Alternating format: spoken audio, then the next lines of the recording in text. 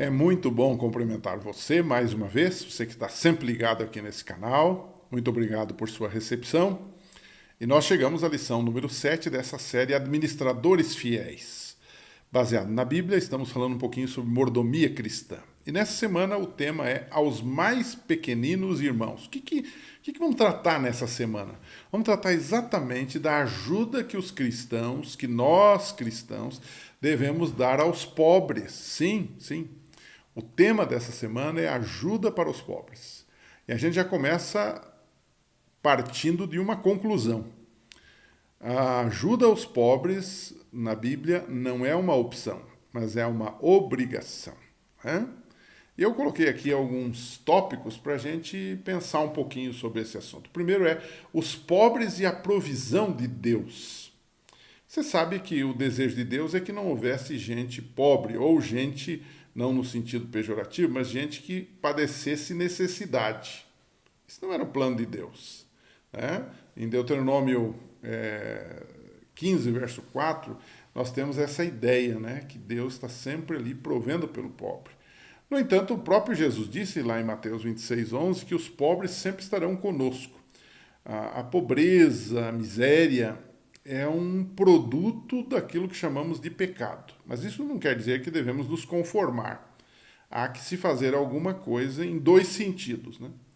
O primeiro sentido é dar uma ajuda imediata, mas é também ajudar no desenvolvimento. O nosso conceito cristão e adventista é ajudar a pessoa a se desenvolver para que ela se liberte da miséria e da pobreza. Então há vários caminhos, né, para que isso aconteça. Agora, na ajuda imediata, né, Deus também fez provisões para os pobres. Né? Por exemplo, você lembra daquele texto que diz assim, quando vocês fizerem uma colheita lá da sua terra, não colham até as extremidades da sua lavoura, nem ajuntem as espigas caídas da sua colheita. Deixem essas espigas e essas extremidades para o necessitado e para o estrangeiro. Eu sou o Senhor, o Deus de vocês. Isso está lá no livro de Levítico, capítulo 23, verso 22. Né? Então, é interessante a gente observar que Deus já fez provisão para ajudar os pobres. Deus não queria que isso acontecesse, mas já que estamos nesse mundo e isso acontece, não por obra de Deus, mas por obra da ganância, do egoísmo e da injustiça humana, e também, às vezes, pela própria, digamos, inadimplência da pessoa, o que acontece? Deus fez provisões. Né? Um outro texto diz assim, sempre haverá pobres na terra. Portanto, eu lhe ordeno que abra o coração para o seu irmão israelita, tanto para o pobre como para o necessitado da sua terra. Deuteronômio 15, verso 11. Quando você vai, por exemplo, para o ministério de Jesus também, agora chegando ao Novo Testamento, você tem a mesma coisa. O ministério de Jesus foi desenvolvido em grande parte numa região pobre do mundo. Você lembra daquele clássico texto de Lucas 4? Que diz assim, o Espírito do Senhor, disse Jesus, falando da sua obra, quando ele faz o seu discurso, o seu sermão na sinagoga, ele diz assim, o Espírito do Senhor está sobre mim, porque me ungiu para pregar boas novas aos pobres, e ele me enviou para proclamar liberdade aos cativos e recuperação da vista aos cegos, para libertar os oprimidos, Lucas 4,18. Então, você tem aqui uma provisão de Deus, uma provisão de Jesus para ajudar os pobres. Agora, eu queria levá-lo para algumas histórias ilustrativas de Deus, das pessoas, melhor dizendo, no trato com os pobres. E dessas ilustrações a gente tira algumas lições práticas para a nossa vida. Né? O primeiro que me aparece aqui é o jovem rico. Você lembra do jovem rico que foi ter com Jesus e perguntou sobre a salvação? E quando Jesus disse que ele devia repartir os seus bens e dar aos pobres, foi no caso específico dele. Talvez no meu caso, no seu caso, Jesus peça outra coisa, não especificamente. Né? É que o problema dele era o apego às riquezas e Jesus aqui estava testando ele. E a vida dele era essa, não era amar a Deus sobre todas as coisas, era amar o dinheiro sobre todas as coisas. Então Jesus disse, olha, você deve repartir os seus pobres, repartir a sua fortuna, mas a Bíblia diz que ele se retirou triste, porque era dono de muitas propriedades. Ele representa o apego à riqueza, como a um Deus, né? Provavelmente, alguns autores chegam a aventar essa hipótese, né?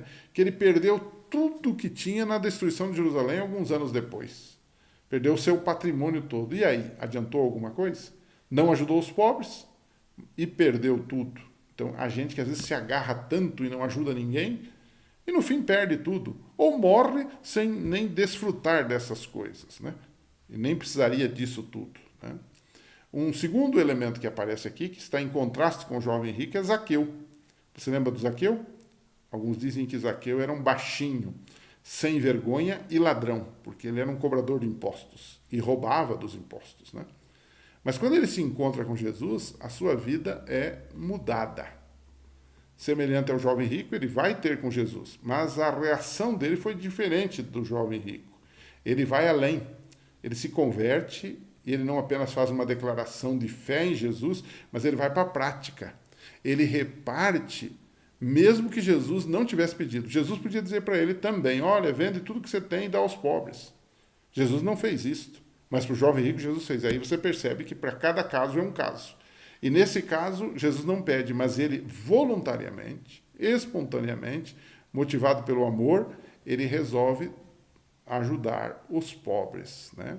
Ele reparte com os pobres. Um próximo personagem aqui na nossa discussão é Jó, né? A Bíblia diz que Jó era um homem íntegro, era religioso, né? Piedoso, né? Mas é interessante que ele não se escondia atrás dessa formalidade da religião. Muitas vezes a gente se esconde, a gente é religioso, mas a gente não ajuda ninguém. Então, o texto bíblico diz que Jó era o pai dos pobres. Essa é uma expressão que os políticos hoje usam muito, né? E muitas vezes não cumprem. Mas é interessante que diz que Jó era o pai dos pobres. Eu era o pai dos necessitados, ele diz. E ele se interessava pela defesa de desconhecidos. Isso é muito interessante, né? Então agora a gente pode terminar a nossa discussão desta semana fazendo uma conclusão, né? E uma pergunta, né? Cuidar dos pobres, voltando à pergunta lá do início, cuidar dos pobres é uma opção ou é uma obrigação para os cristãos? E a resposta está na Bíblia. A resposta está num texto que eu leio na Nova Versão Internacional, que diz assim: a religião que Deus aceita e o nosso Pai aceita como pura e imaculada é esta, observe, cuidar dos órfãos e das viúvas em suas dificuldades e não se deixar corromper pelo mundo. Tiago 1:27. Olha que interessante isso aqui, né? E um outro texto, inspirado também, mas da pena de Ellen White, da escrita de Ellen White, ele diz assim: vi que é pela providência de Deus que viúvas e órfãos, cegos, surdos, coxos e pessoas atribuladas por diversos modos foram postos em íntima relação cristã com a sua igreja. O quê?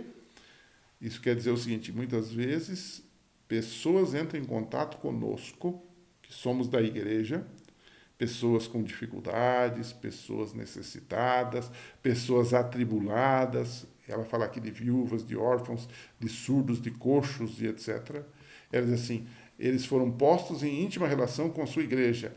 E para que eles foram postos em relação com a igreja? É para provar seu povo e desenvolver seu verdadeiro caráter, para saber se nós de fato somos cristãos. Os anjos de Deus estão observando para ver como tratamos essas pessoas necessitadas de nossa simpatia, amor e desinteressada generosidade. Esta, diz ela, é a maneira de Deus provar nosso caráter. Isso está em Testemunhos para a Igreja, volume 3, página 426. Um texto forte, junto com o texto bíblico, é claro.